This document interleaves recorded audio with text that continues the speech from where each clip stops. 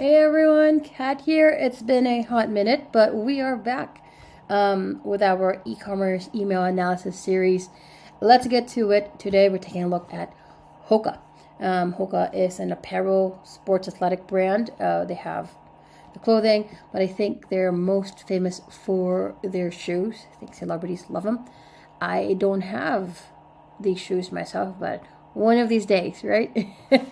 So, this is a promotional email, and we're just going to take a look at the entire email and give it a score out of 10 points. If you're not familiar, or at least, it's a good refresher. I look at these emails, I analyze them, and it's not a willy-nilly, like one day I like it, the next day I don't. There's a method to the madness, and as you can see here on the left-hand side, I look at the design, the copy, the CTA, branding, and compliance and subscribe. Pretty standard stuff. Two things to keep in mind. Number one, emails. There's so much more to emails than these 5 things. I'm just looking at the surface area. I try to be as objective as possible, but these 5 things are not everything, but they're pretty big. They make up a pretty good portion of what makes a good email. The second thing is this.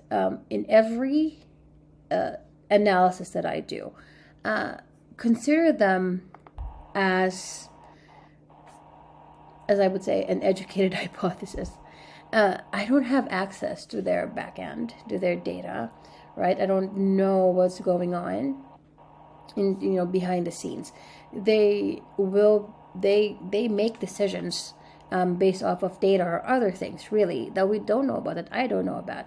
So they may add some things here. For example, this contact us button at the footer, and I don't know why they did that or why they would put these 2 at the bottom. We don't know those kinds of things. So again, this is surface level. We're looking at the bigger picture, so to speak, and just wanted to make sure that that's clear, especially if you're the ones making this email.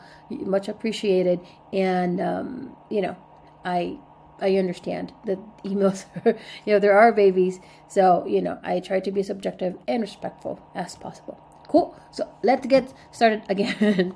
First, we're going to take a look at design, right? So for each and one of them, I actually give it a score 0, 1, and 2.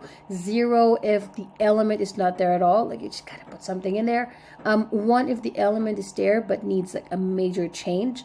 And 2 if the element is there and it's perfect, or it just needs a super duper minor tweak. Cool. So let's go. Let's look at design. I typically look for a clean design where there's a lot of white space, where there's it's easy to take a look, to skim, and it's not busy. Busy emails means that your reader doesn't know where to look, and it gets them confused and what have you. So just taking a quick look, we have the logo there, we have the hero copy there, some copy here as well, the buttons, pictures of the product, right? You can see it in use, not just like the product, like not just like sitting there. Like, I mean, it works for some brands, and sometimes you do what you gotta do, and if all you want to do are the shoes, but the show is the shoes, right? But it helps when you see it in action, and it's great that they're showing here, right? She's running in the trail and in the road. She's running on the road there, and then you have you have a grid of the products here, so there's plenty of white space, pretty awesome. And these little reminders here, or some highlights there, and then you have a clear footer. Cool. Design wise, I'm not gonna complain. It's great, right? So we're gonna give that a 2, solid 2. Next, let's see. We're gonna take a look at copy. Creative copy. It shouldn't be creative copy. When you're writing copy, you can be creative, but clarity always trumps creativity or any other being clever type of thing. So we'll just go with, I should change to effective copy. Like right now, I'll call this effective copy. What I mean by effective copy is that it's clear what you're trying to do, what you're trying to say, and you're talking about the person, what's in it for them, type of thing, type of copy. That's what I'm looking for. It's clear, nothing too clever. If there's puns, it's a clear pun type of thing. And you focus not on yourself, but on the product and what it can do for people. So let's take a look at it now. Street to Summit. Now, I've recently gotten into running, very, very recently. And but I know enough to kind of see the nuance of things. So, for example, right, because HOKA is a running shoe company, it's known for that. This is an email about running shoes. It's sent to someone who's likely running, right? It's Challenger 7 has arrived, right? So it's very clear that this is a new shoe. It's a new drop, and then the headlines are Street to Summit. For someone who runs, it's you can kind of understand it. You know, it's talking about street running or road running, and summit as in the trails or the wild, right? So that's the headline, Street to Summit. Very clear. That's what the shoes are. The image is showing a woman running both in in the road and the trail. And then if you look at the supporting copy, built at the intersection of road and trail. So it's pretty clear. They kind of flesh that out to make sure everybody understands it's both road and trail. The Challenger 7, I don't like that this is separate. I wish they either put 7 at the end of Challenger or like move Challenger down here so it's together. Has been overhauled with plusher foams and a grippy rubber outsole inspired by gravel tires. This one, I'm of two minds about this because let's put this in the comment. HOKA's known to have plush shoes, right? So plusher foams and a grippy rubber outsole, inspired by gravel tires. I wish they said something more along the lines of, to make your, like if it's for both road and trail, and it's plusher foams, but so what if it's plusher?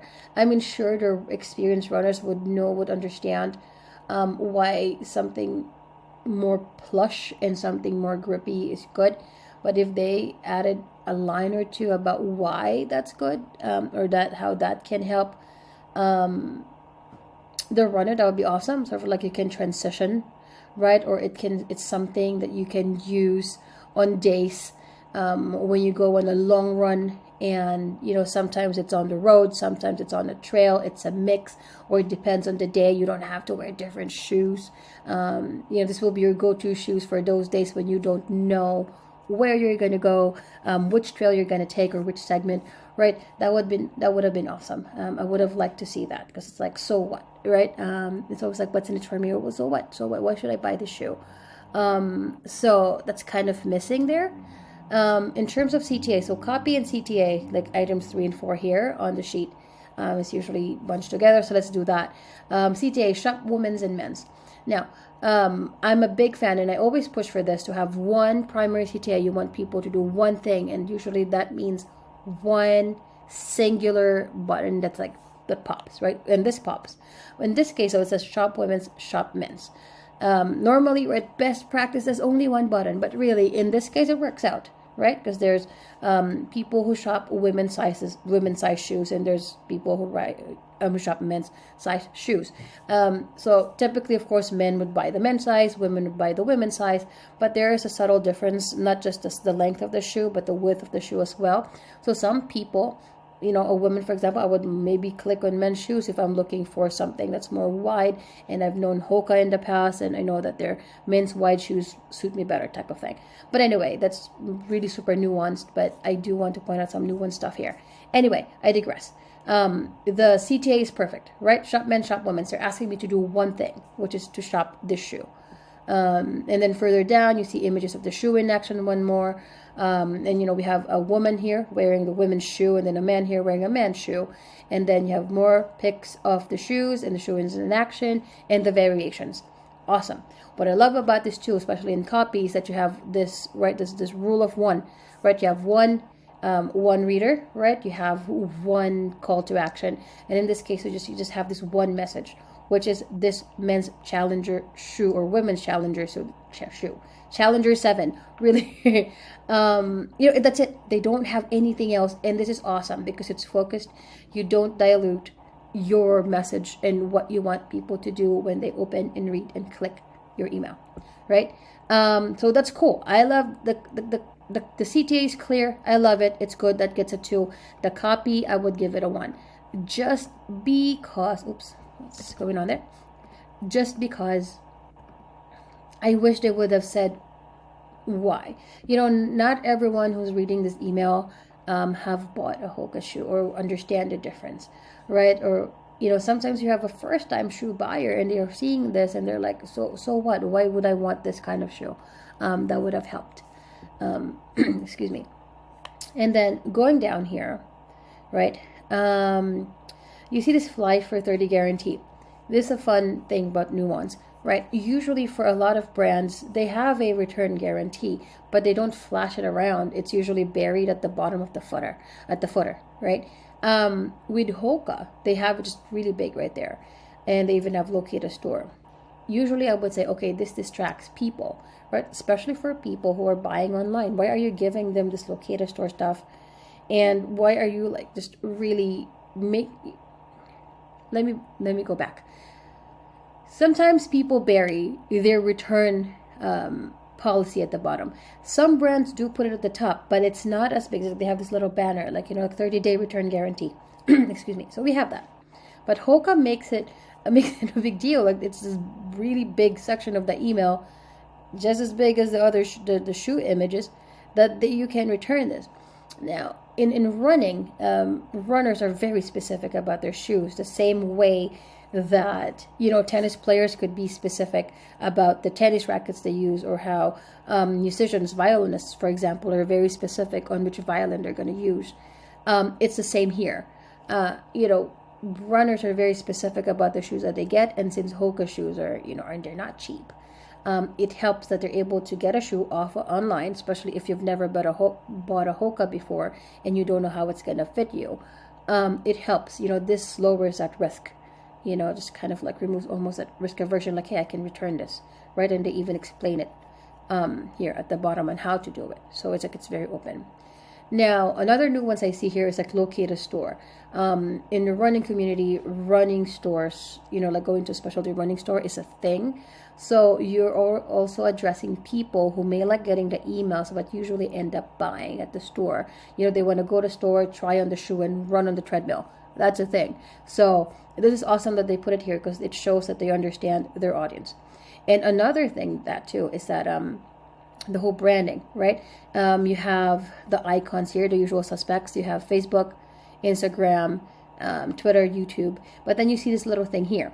If you're not into sort of like the kind of like the triathlon outdoor type of running sports, like running, cycling, weight training, the rowing stuff, swimming, you wouldn't recognize this for the most part. I mean, I'm sure there's triathletes who don't use this app, but for the most part, it's recognizable by people who are pretty serious about their running. It's called Strava. It's a social media for these athletes or enthusiasts, right? So it's like it's like a nod to people. It's like a little nuance, like, hey, if you know, like that's Strava. See us there. There's a community there for you and for from us, with us, type of thing. So I like that. That's great for branding. If you look at their website as well, like you want to make sure the branding is the same, the colors, right, the logos, the style. That you're in the right place. It's the HOKA website. They have their guarantee there, so it helps, right? So this is awesome. I think that the branding is on point, and I love it. So we'll give that a 2. Cool. And that's pretty clear and subscribe. Very important. Oh, sorry. We have the standard stuff here, business address and unsubscribe button. I don't know why they have a privacy policy here. I don't know why they have contact us there, but I think that's an internal decision. And but overall, though, they have it. It's an easy 2. If you have it, you get a 2. You have that address and unsubscribe there, because it's it might seem trivial, but number one, you have to be compliant. And number 2, it's only sort of like it's almost like it's a decent thing to do, right? Give people an option to opt out. They don't want to be there. Sure, you paid to acquire these people for the most part to your list, but if they're not going to do anything, if they don't want to be in your emails, they're not opening your emails anymore, they're marking you as spam, and they're just sitting on your list, they're costing you money, and they're costing you metrics, they might even be costing you sender's reputation. So it's not worth it. Cool. All right. So yeah, I think this is a fantastic, terrific email. They get a 9 out of 10 from yours truly. whatever that's worth. But yeah, I think this is a solid email, focused, and I think they did a good job. Cool. Before I end this video, I actually want to give a shout out to really good emails right here. Awesome folks who put together the most beautiful, a database of the most beautiful emails right here. Most of the emails that I review is from really good emails. So it's just, I just want to show my appreciation.